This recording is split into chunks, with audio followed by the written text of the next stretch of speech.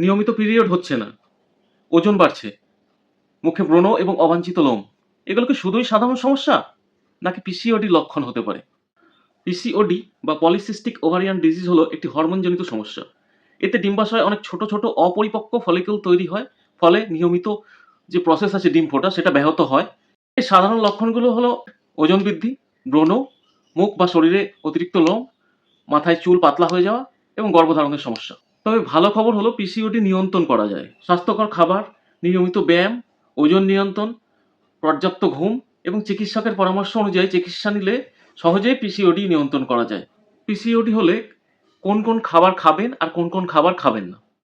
তাজা শাকসবজি ও আঁশযুক্ত খাবার খাবেন।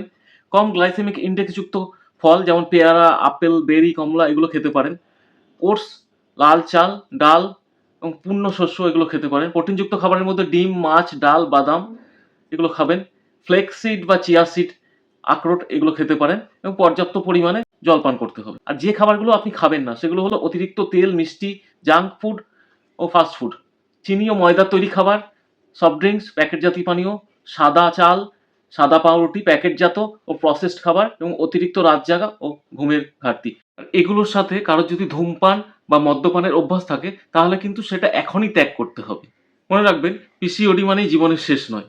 সঠিক সময়ে সঠিক চিকিৎসা নিলে এবং সুস্থ স্বাভাবিক জীবনযাপন করলে পিসিওডি নিয়ন্ত্রণে রাখা যায়। এমনকি পিসিওডি নিয়ন্ত্রণে রেখে আপনি গর্ভধারণ করে মা পর্যন্ত হতে পারবেন।